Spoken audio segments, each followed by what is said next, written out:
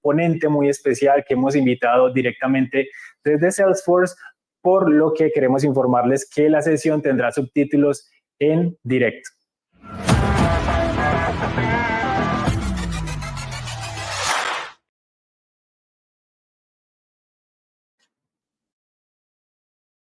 In the certification industry, Susan Farago brought innovation to scale agile and now enriches Salesforce with her experience in talent development. Additionally, she has had a significant influence as a vice chair of the IT Certification Council and as a member of the Credly Advisory Board, making substantial contributions to certifications in the tech industry. Ladies and gentlemen, let's welcome Susan Farago to the Certiprof Online Summit 2024. Hello, everyone. Thank you for gathering here today again on the last day of the Certiprof Online Summit. Today, we are very pleased of presenting Susan Farago, whom I also had the honor to meet at the IT Certification Council, or ITCC. She will share her experience and knowledge with us. So let's embark on this journey and take our career to the next level. Without further ado, here's Susan. Thank you, Maribel. Hello, everyone. Thank you so much for this opportunity to come and spend a few minutes with you to talk about technology certification, a little bit of Agile sprinkled in. And I'm very happy to be here. So again, my name is Susan Farago, and I am joining you from Colorado in the United States. I do work at Salesforce in professional services talent development, and I'm also the chair and on the board of directors for the IT Certification Council, which is an organization comprised of over 50 leading companies in the technical certification industry, not only including Salesforce, but also Certiprof. So my expertise is launching and managing global certification programs for technical companies. And my passion is building credentials that help people get great jobs, get promotions, and find success. So at Salesforce, we begin every presentation with gratitude and thanks. And so let me start by saying thank you for your time and for this opportunity to spend the next few minutes with you. So I've been fortunate enough to work in tech for over 30 years, but let me tell you, it was not my chosen path. I had very different plans for my career. Creative problem solving has always come naturally to me. And so, for example, in this picture, it's me using salad tongs to fix a bathroom light fixture because I couldn't fit my hand in the light to tighten the socket. So thinking outside the box means finding creative ways to solve problems, make progress, learn, and grow your skills. And so this is really the theme of this presentation. It's what I call thinking outside the box principles. And these are based on my observations and experiences from a very unexpected career filled with twists and turns that actually began in 1992. So I hope you can take these principles and apply them to make the most of your career journey. And of course, comments and questions are welcome. I think we have the chat open, and then we're going to have some time for Q&A at the end. So there's a saying, I'm sure most of you have heard of this, that there are only two certainties in life, death and taxes. And I would actually like to add a third certainty, and that is change. So you may be familiar with the 4 major industrial revolutions, and bear with me, this will be short.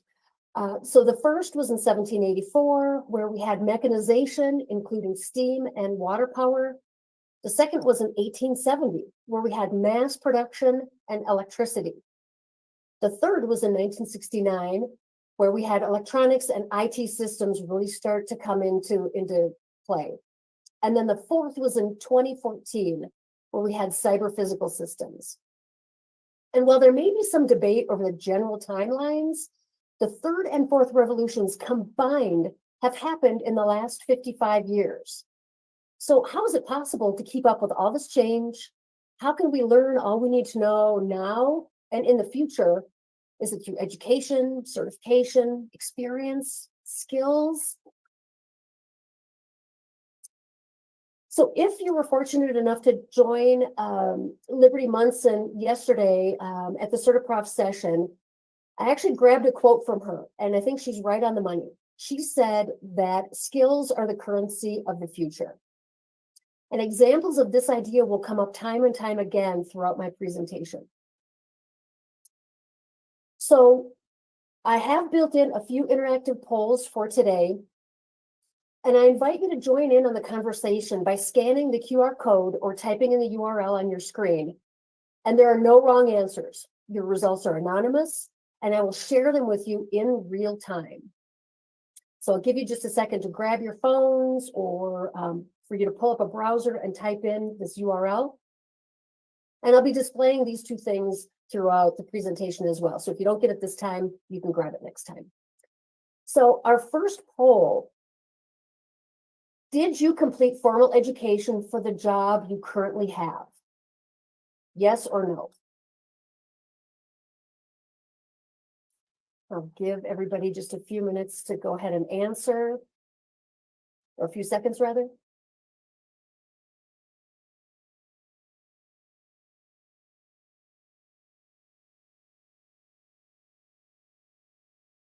Lots of back and forth with the yeses and nos. I'll give you another couple seconds to answer. All right, so it looks like we're sitting at 70% of you said yes, and 30% of you said no. So you might be interested to know that more than half of college graduates are in jobs that don't use their degrees. And this is according to a research study of 10 million Americans reported on by the Wall Street Journal. And the statistics are even higher for some areas of study.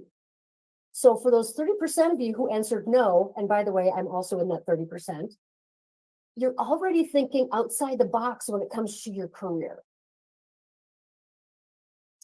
So in reflecting upon my career, my biggest and usually most unexpected professional growth strategies come from these four main areas: learning from failure, being curious, knowing that skills rule, and then following my own path.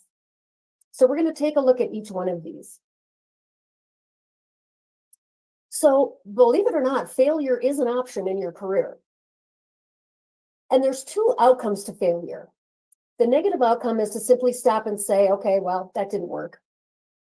The positive growth outcome is to say, okay, that didn't work, so what's next? So what can I try? And it's in this so what's next where we learn resiliency, we gain skills, and we start to look at things from different perspectives. And I know I've got a large agile crowd in this call. And so for each of these think outside the box themes, I've also put what I think is the correlated agile theme in the green font at the bottom of the screen. So in this case, it would be fail fast, resiliency leads to agility.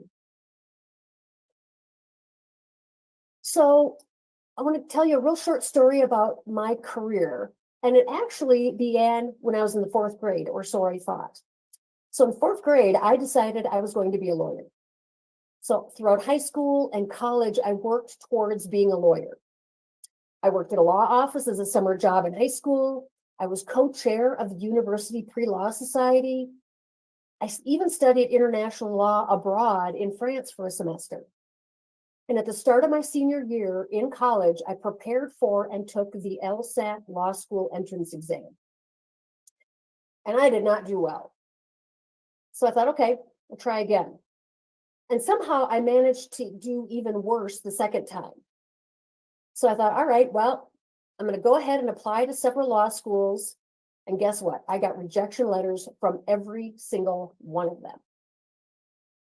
So it was kind of interesting. I had not seen this coming. So I just graduated from college. I met my husband in college, so we were newly married, and we just signed a 1-year lease for an apartment. We were broke, but yet we each had college degrees. Rent was due, and we needed to figure something out fast for work. So I should mention that I graduated with a double major in French and philosophy. Now you might be thinking, Why on earth would you do that?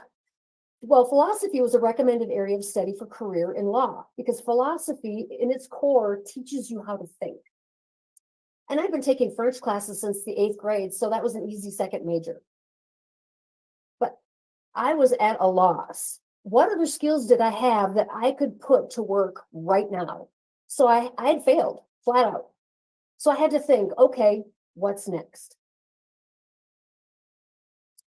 So in 1988, I was the only student in my entire university campus with a computer in my dorm room. Now, most universities at this time didn't have student computer labs. And my university didn't have a lab until 1991, and it opened with 13 workstations. And believe it or not, these are actual pictures that I was able to find, both of what my desk looked like and then what the computer lab looked like at my university. So this may not sound like a major advantage today, me having a computer in my dorm room. And honestly, I didn't even think of it as an advantage back then, but it was. So as my first job out of college, I was hired through a temp agency to go work for a small mergers and acquisitions firm running large reports from databases that were stored on disks. That job would set the course for my career in tech. So I pivoted hard from my dreams of law, and I took an opportunity to leverage my computer skills at a time when tech was still very new. So over this next 6 years, I worked at ExecuTrain, and I taught computer skills to companies across the Midwest. And in one case, I taught 50 coal mine workers in North Dakota how to use a mouse because their paper processes were becoming digitized. This is how new technology was. I did manage to get a job at Faegre and Benson law firm, but it wasn't for law. I was one of 3 tech support staff supporting over 1,200 attorneys. There was only 3 of us. Our help desk tracking system were Post-it papers stuck to our monitors. Now, I worked at a startup before startups were cool, and guess what? It went out of business.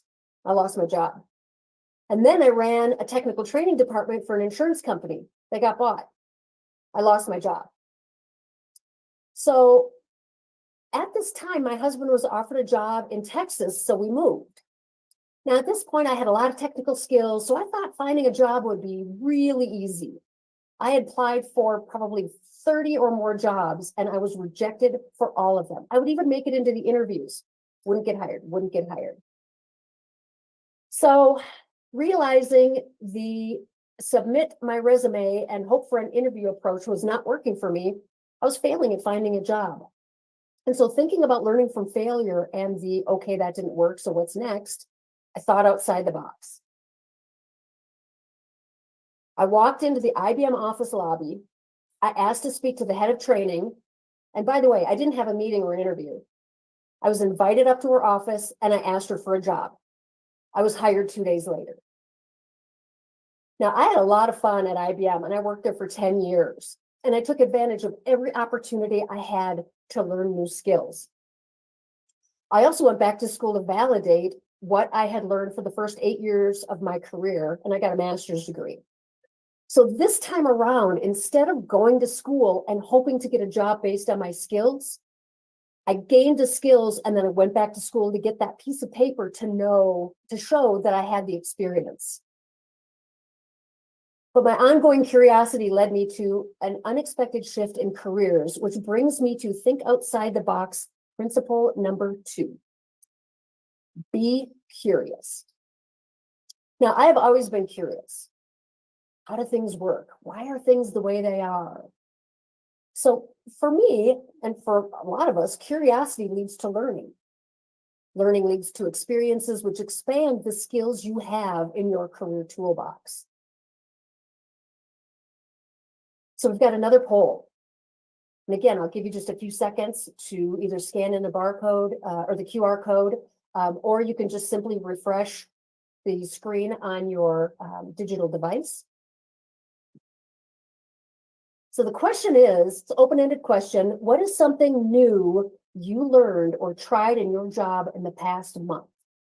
And you can just type in a short answer. I'll give you just a few seconds to type that in.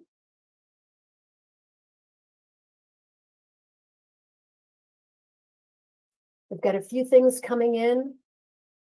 Somebody said they've tried shorter meetings. That's great. That's awesome. Somebody attended their first data user group meeting. I wonder if it was the same person who said they've tried Tableau Public. Insurance and training methodologies. Oh my gosh, that's fantastic. What else? It can be something big, it can be something really small, anything in between.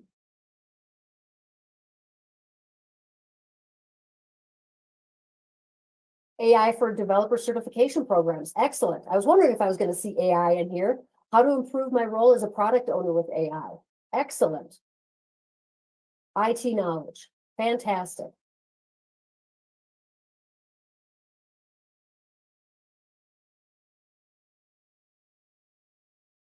Give you just a couple more seconds. And really the goal of this is to get you to stop and think about something new that you have learned or tried, right? So instead of just continuing to do things the way we've always done, look for doing things maybe a little different or trying new things, okay? All right, thank you. So we're going to move on. So kind of continuing my career journey here, I was happy at IBM. I really was. It was a great company, but I was starting to work long hours. I was getting out of shape. Honestly, my pants didn't fit anymore. And so I decided to do something about it. And so I started running. Running turned into triathlon, and triathlon is the sport of swim, bike, and run. And that turned into cycling, which led me to doing racing and then sharing my experiences by coaching other athletes. And so after 10 years with IBM, I actually left IBM to become a full-time athlete, writer, and coach. Talk about not seeing this coming and talk about pivoting. So I leveraged my skills, the skills I already had in training and certification and project management to think outside the box as I made this big career change. So I knew the value of credentials. So I proved my coaching skills by becoming a certified coach in cycling and triathlon. And I turned my expertise in training into coaching individuals and teams and writing sport and fitness related columns. And I also expanded my project management skills into team management by launching an all-women's trail race series, which became the first series certified by the Council for Responsible Sport in the United States. I also formed a 4-woman cycling team where we raced as part of Race Across America, 3,000 miles from West Coast to Eastern Heart Association. And I learned to compete at the highest level in triathlon and ultra endurance cycling. Now, I'd also like to say this did not happen overnight. This took a very long time. But the point is, I grew the skills I already had, and I gained new skills as I took a new path different from my current career. Which leads me to think outside the box, number 3. Skills rule. So having a specific skill may get you in the door, but having a broad set of skills, especially if they are backed up by certifications, certificates, degrees, credentials, and so on, is what will open new doors, accelerate your career, and help differentiate you from others. So during my 8 years as a coach and athlete, I still did some part-time consulting work for IBM because I knew I would eventually return to the tech world. So in 2014, I did. I returned full-time to tech and the certification program at SAS. Then we moved to Colorado for an opportunity to work for Scaled Agile, and I built their SAFE certification program. So if any of you have earned a SAFE certification from 2017 to 2021, that was my team. And congratulations. So during this time, I could see data was becoming more important than ever, but my skills, they dated back to my IBM days. They were outdated. And so in 2020, I enrolled in a 6-month data analytics boot camp through Denver University. And I can say with 100% certainty, this was the hardest schooling I have ever completed. But the skills I learned would soon set me up for success, because in 2022, I joined Salesforce.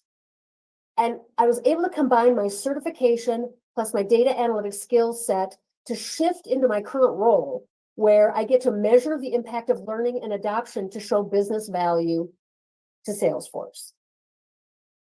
And because I am no longer part of a credentialing team where I have access to exams, I can actually get certified. And I've earned 2 Salesforce certifications to date, plus I earned my Trailhead Ranger badge. So this leads to my final think outside the box moment. So if you would have asked me in college what my career would look like, I could not have even imagined the path that I've just shared with you. And so my last think outside the box point is to really make sure you follow your own path, whatever that may look like, and use your experiences as a feedback loop to inform whether you should pivot, persevere, or abandon. And we're on to the final poll.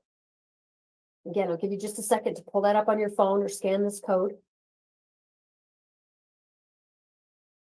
So the final poll question is, which image best describes the path you are on now?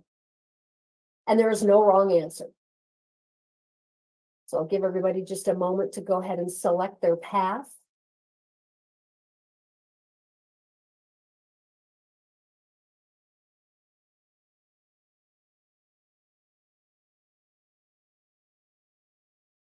Hopefully the poll is working. Live polls always make me nervous, by the way. Okay, we're getting some people. Some of you feel kind of like you're on the circular shape here. Looks like a lot of you are kind of feeling like you're on the third one, kind of the long squiggly one. Some of you feel like you're the last one, kind of a big ball of spaghetti. That's usually me, by the way.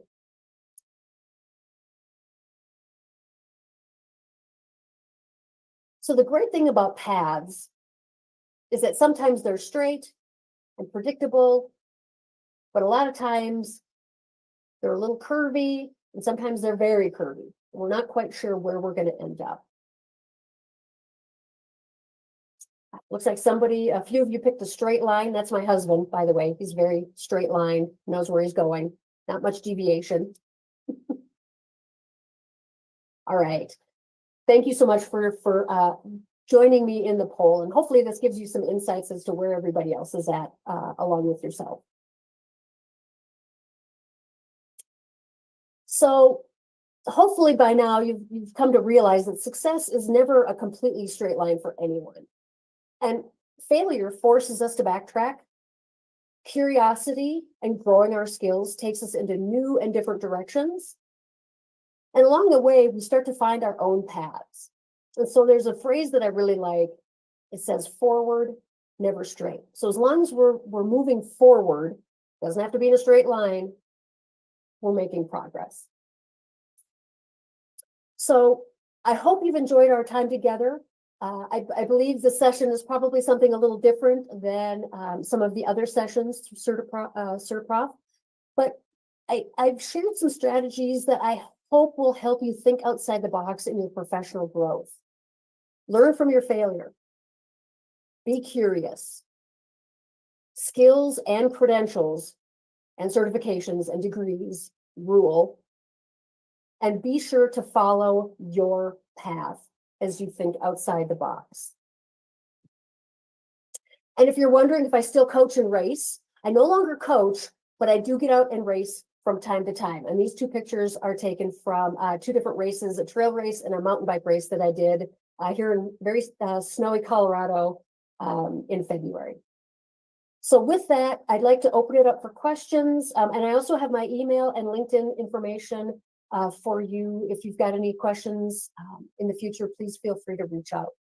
So with that, I don't know, Maribel, if I'm turning it back over to you or to see if there's any questions in the chat or discussion we'd like to have with anybody on the call.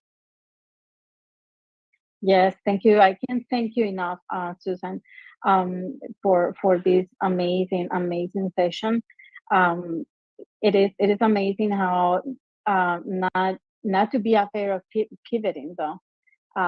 Sometimes it's, you know, it's and knowing like the poll that you did, knowing that some people are in the same path that you are, that helps too. Because sometimes you think it's just yourself. So I really appreciate that. So we have some questions here. And the first one, something that I caught my attention is, how can educators foster a think outside the box mindset in students? So this is a great question. And I certainly don't know what formal education curriculum looks like today, but I'm going to answer this question kind of in two pieces. So when I was growing up in school, we learned problem solving, and problem solving kind of forced us to think outside the box and try to find new solutions to problems. And so one of the things that I remember encountering is some of my best professors would pose a problem to the class or a statement to the class, especially in philosophy, and say, okay, is this true or is this false? Or how else might we solve for this problem? And there was no right or wrong answer. So the first thing was creating an environment of trust and safety, right? So people felt like they could really come up with crazy ideas to solve for whatever problem was being posed. The second thing is, and I remember one of my professors doing this, she wrote on the whiteboard all of the possible options or answers to solve whatever problem she posed.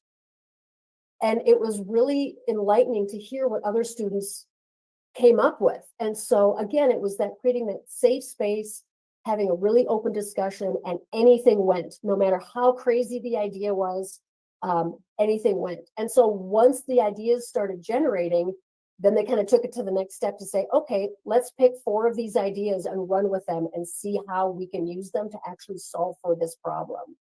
And sometimes they pick the craziest, most outlandish options or ideas, and 9 times out of 10, there was a way to use those ideas to solve for the problem. So just create an environment of open, trusting dialogue where people feel free to share their ideas and then run with it. So I would say that would probably be the best, kind of the best approach I've seen. And it's the same thing for sports as well. When I was in coaching, people would be kind of hesitant to try new things. I'm like, go try it. What's the worst that can happen? It won't work. Okay, but then you'll learn something along the way. So hopefully that answers the question. Thank you so much. And that will be the idea, right? Because everything can start in school, and if they can help us and help our kids to think outside the box, that is the key. Another question that we have is, could you share with us some of the obstacles that women in leadership faces today? Congratulations on your success and the journey you shared with us. So there's a couple of things that come to mind. I distinctly remember being in an interview. I was interviewing with a gentleman. I don't even remember what the job was for, but I can see his office and me sitting there and him sitting there. And I know I was very qualified for the job. I was bringing additional skill sets to his team, and he didn't hire me. And I could tell this is probably terrible to say, but I'm gonna say it anyway. I could tell 2 things. One, he was older, I was younger. That was a problem. 2, he could tell that I would probably challenge his authority because I brought new, fresh ideas, and he didn't like that. And the third thing, and this is going to sound weird, I was taller than him. And so I've had these encounters where as a female, the things that I've run into, the walls I've run into are just maybe the ego and this fixed mindset of the people that I've been trying to work with or engage with, or even just get hired, And so there are times where I have learned to throttle it back to say, instead of, I can show that I'm smarter than you, better than you, I've had to pull back and say, here's how I can help you. Here's how I can help the organization grow, improve, and by the way, then make the team look good. And so it's really about being able to read the person or the team that you're working with and adjust to eventually get to where you want to go. Now, it's kind of a shame that we can't just be ourselves and push forward. But I think that's true in any case. When you meet somebody for the first time, sometimes you kind of have to gauge that relationship and maybe modify yourself for whatever reason, even if it's somebody you want to meet to go have coffee with. But I would say that's the biggest challenge, is dealing with fixed mindset, not a growth mindset. And then I also decide, do I want to be in this environment? And if I do, because I can see the longer vision, I will adjust. If I decide it's not worth it because of the environment or whatnot, then I back off and I pivot. So hopefully that will help answer that question. Thank you so much. Another question is, are there any specific exercises or activities that will help us in developing the ability to think outside the box? This is going to be a kind of a lame answer I'm going to give you, but there are a bunch of resources just online. If you go out and search for, problem solving activities or think outside the box type of activities.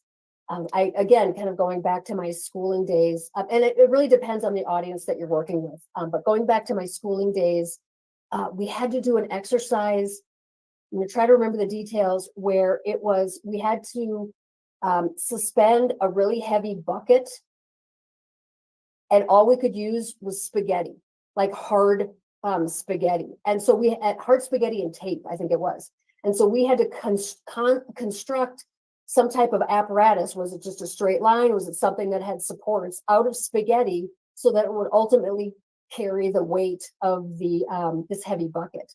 And so, as goofy as that sounds, it really does force you to think of different ways to solve for that problem. So, like I said, depends on what you're looking for, but there are a ton of examples on the internet, and you can tailor it for a professional setting, a scholastic setting, adults, children, and so on. Thank you. Another question is, what are the benefits and challenges of encouraging employees to think outside the box in a corporate environment? So, so the benefits are, I have seen some really amazing, great, innovative ideas come from thinking outside the box, right? So whether teams call it, innovation days or something like that, where a team comes together to break something and then fix it, or again, kind of solve for a larger customer problem. Those are the benefits. And then the team feels more comfortable to lean in, step forward, share their ideas, right? Kind of comes back to that trust, that concept of trust. Challenge with that, though, is that I've also worked in some organizations where that approach to innovation has not been encouraged. Again, it kind of goes back to that fixed mindset. It's, well, this is how we do it. This is how we've always done it. We are going to continue to do it this way. And so it's really hard to be innovative in that type of environment. So I've seen small teams still operate within that environment and be really successful. But I've also seen small teams try to operate in that environment and just get crushed. So it's challenging, right? Yeah, it is. And so, I'm a firm believer of, always get up and try again, right? So start small. So if you don't feel like you're in that type of work environment, start with a small core team and see if you can make some inroads in that way. If you're in a very creative, collaborative team, go big. I've seen some companies say, the last Friday of the month is, innovation day, where they'll all come together around a problem and just start brainstorming and solutioning, and it's really, really cool. So, but you kind of have to know your environment. But there are definite, I mean, the benefits far outweigh the challenges or risks, but it's, sometimes getting it off the ground can be tricky. Okay. Susan, again, thank you so much for being here with us. Thank you for your time. Thank you for sharing all your experiences and knowledge. It's been an amazing journey. This hour has been, a lot of knowledge and these sections help you grow your mindset. And I really thank you for that. I hope we can meet, in another time. I hope to see you in California. Yeah, well, I'll see you in a few days. I'll see you in a few days. Thank you so much for this space. Thank you, everybody, for attending this online summit. Again, this is the last day, and I really appreciate all the participation and all the willingness to be here. Thank you so much. Thank you, everyone. Have a Bye, great day. Susan. Bye-bye. Thank you.